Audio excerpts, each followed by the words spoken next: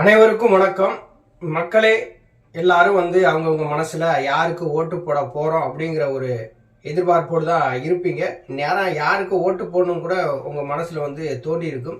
நீங்க இந்த கட்சிக்கு ஓட்டு போடுங்க, அதிமுகவுக்கு ஓட்டு போடுங்க, திமுகவுக்கு ஓட்டு போடுங்க, தமிழக வெற்றி கழகத்துக்கு ஓட்டு போடுங்க, நாம் தமிழர் கட்சிக்கு ஓட்டு போடுங்க அப்படின்னு சொல்லி நான் பிரச்சாரம் பண்ண வரல. உங்களுக்கு யார் நல்லவங்கன்னு தெரியுதோ அவங்களுக்கு நீங்க ஓட்டு போடுங்க. ஒரு தொகுதியில இவர் வெற்றி பெற்றா இவர் மக்களுக்கு நல்லது செய்வார்னு சொல்லி நினைச்சீங்கன்னா அவரை நீங்க தேர்ந்தெடுங்க. இந்த மாநிலத்துல இவர் முதலமைச்சராக வந்தா இந்த மாநிலம் சிறப்பா இருக்கும் அப்படின்னு சொல்லி நினைச்சீங்கன்னா அவங்கள ஓட்டு போட்டு தேர்ந்தெடுங்க. முதல்ல மக்கள் விழிப்போட இருக்கணும். காசு வாங்கிட்டு தயவு செய்து யாருக்கும் ஓட்டு போட்டுறாதீங்க. காசு வாங்கிட்டு நீங்க ஓட்டு போட்டீங்க அப்படின்னா காசு கொடுக்குறான் இல்லையா, அவங்க மிகப்பெரிய புள்ளியா மாறிடுவாங்க. நீங்க கடைசி வரைக்கும் இதே நிலைமையில தான் இருக்கணும். ஏன்னா காசு கொடுத்து ஓட்டு வாங்குறவங்க மக்களை பத்தி சிந்திக்க மாட்டாங்க. நீங்க அந்த காசை எப்படி நம்ம எடுக்கலாம், லாபம் சம்பாதிக்கலாம் அப்படிங்கிற நோக்கத்தோடு தான் இருப்பாங்க. இப்ப வருகிற சட்டமன்ற தேர்தல் எல்லாருக்குமானது. இந்த சட்டமன்ற தேர்தலில் யாரும் வாக்களிக்க தவறிடாதீங்க. 100% வாக்களிப்போம். ஒரு நல்ல ஆட்சியை கொண்டு வர நம்மளும் உறுதுணையாக இருப்போம் அப்படி சொல்லி உறுதிமொழியோடு நீங்க வாக்களிக்க போங்க. தமிழ்நாடு சட்டம் ஒழுங்கு சீரா இருக்கணும். பெண்கள் மீதான பாலியல் வன்கொடுமை, கஞ்சா போதைப் பொருள் நடமாட்டம் இல்லாத ஒரு அரசு நமக்கு வேணும் அப்படின்னு சொல்லி நீங்க நினைச்சீங்க அப்படின்னா உங்களுடைய வாக்கை தவறாம ஒரு நேர்மையாளருக்கு செலுத்துங்க. அதுதான் நம்ம பண்ணக்கூடிய மிகப்பெரிய ஒரு ஜனநாயக கடமை. வாங்க வீடியோக்குள்ள போவோமா. நான் பேச இன்னைக்கு வந்தது என்ன அப்படின்னா, கார்த்திக் அவர்கள், நவரச நாயகன் கார்த்திக் அவர்கள் சிவகங்கைக்கு வர்றாங்க பிரச்சாரம் பண்றதுக்கு. யாருக்கு பிரச்சாரம் பண்ண வர்றாங்க அப்படின்னா குருமுருகானந்தம் அப்படிங்கிற வேட்பாளரை ஆதரிச்சு தான் பிரச்சாரம் பண்ண வர்றாங்க. சசிகலா அவர்களுக்கு அதிமுகவில் இடமில்லை அப்படின்னு எடப்பாடி பழனிசாமி சொன்ன உடனேயே திருமதி சசிகலா அவர்கள் ராமநாதபுரம் மாவட்டம் பசுமூன் கோட்டமேடு அப்படிங்கிற இடத்துல ஒரு பொதுக்கூட்டத்தை ஒன்று நடத்துறாங்க.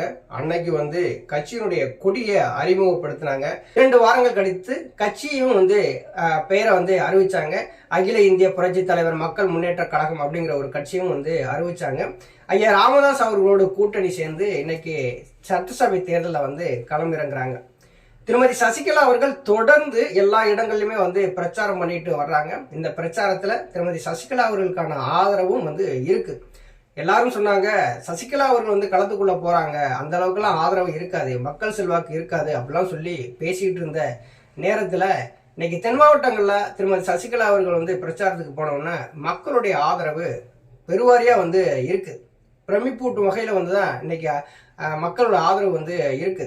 திருமதி சசிகலா அவர்கள் தொடர்ந்து களத்துக்குள்ள போக போக யாருக்கு நஷ்டம் அப்படின்னா அதிமுகவுக்கு தான் நஷ்டம்.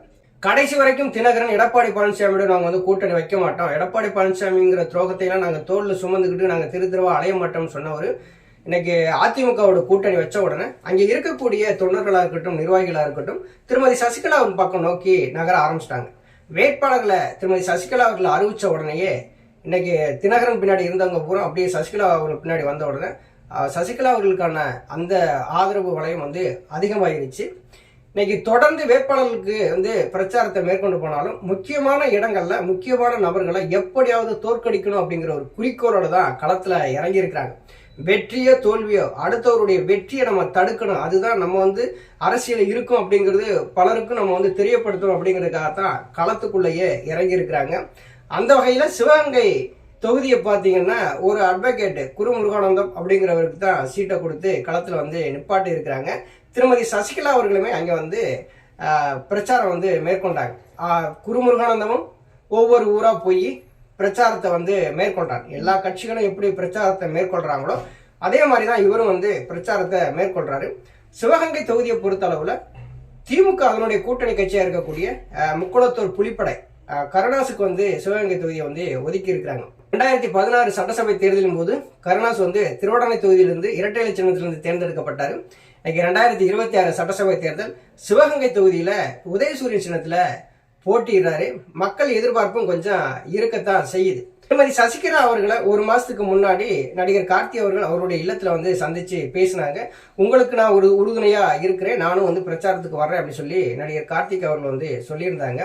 அதை நிறைவேற்ற வகையா தான் சிவகங்கைக்கு வந்து நடிகர் கார்த்திக் அவர்கள் வந்து பிரச்சாரத்துக்கு வர்றாங்க. சாயந்தரம் 4 மணிக்கு இடைமேலூர் அப்படிங்கிற இடத்துல குருமுருகானந்தத்தை ஆதரித்து பிரச்சாரத்துக்கு வர்றாங்க. அதுக்கடுத்து இப்போ 6 மணியை போல காளையார் கோவிலுக்கு வந்து பிரச்சாரத்துக்கு வர்றாங்க. 8 மணிக்கு சிவகங்கையில் வந்து பிரச்சாரத்துக்கு வர்றாங்க. இப்படி 3 இடங்கள்லையுமே வந்து நடிகர் கார்த்திக் அவர்கள் வந்து பிரச்சாரத்துக்கு வர்றாங்க. திருமதி சசிகலா அவர்களால் வேட்பாளராக அறிவிக்கப்பட்ட குருமுருகானந்தம் அவர்களுக்கு தென்னந்தோப்பு சின்னத்துல இது ஆதரவு கேட்டு தான் நடிகர் கார்த்திக் அவர்கள் வந்து பிரச்சாரம் பண்றாங்க. ஏற்கனவே சாத்தூர் தொகுதியிலையும் இவர் இசைக்கிராச தேவரை ஆதரிச்சும் வந்து பிரச்சாரத்தை வந்து மேற்கொண்டார். நடிகரா அவர் வந்து பிரச்சாரத்துக்கு வர்றாங்க. அதை பார்க்குற ஆதரவு வளையமும் வந்து இருக்குது. ஒரு கட்சி சார்ந்து அவர் வர்றதுனால இங்கே சசிகலா அவர்களுடைய கட்சியினுடைய ஆதரவாளர்கள் அவருடைய நிர்வாகிகள் எல்லாருமே பெரிய அளவில் வரவேற்பு கொடுப்ப இருப்பதாகவும் ஒரு தகவல் வந்து இருக்குது. ஆனால் அங்கே அதிமுக சார்பில் நிற்கக்கூடிய செந்தில்நாதன் மீது ஏகப்பட்ட குறைகளை வந்து அங்கே இருக்கக்கூடிய திமுகவினர் வந்து சொல்றாங்க. 10,000 கூப்பனை அச்சடிச்சு இப்ப வந்து மக்கள் மத்தியில கொண்டு போய் சேர்க்கிறாரு செந்தில் முருகன். உடனே அவர் வந்து நடவடிக்கை எடுக்குன்னு சொல்லி தேர்தல் ஆணையத்தை நோக்கியும் வந்து ஒரு புகாரையும் வந்து கொடுத்துருக்குறாங்க திமுகவினர். அதிமுகவும் திமுகவும் மாறி மாறி பரஸ்பரம் குற்றச்சாட்டுகளை வச்சுக்கிட்டே தான் வந்து இருக்கிறாங்க. எல்லா இடங்கள்லையும் இது நடக்குது. ஏன்னா ஆளுங்கட்சி எதிர்கட்சி இந்த 2 பேரும் மாறி மாறி குற்றச்சாட்டுகள் வைக்கிறது பெரிய விஷயம் கிடையாது. ஆனால் திருமதி சசிகலா அவர்களுடைய வேட்பாளரை ஆதரித்து நடிகர் கார்த்திக் அவர்களுடைய பிரச்சாரம் எந்த அளவுக்கு எடுபடும் அப்படிங்கிறது தேர்தல் முடிவுல தான் தெரியும்.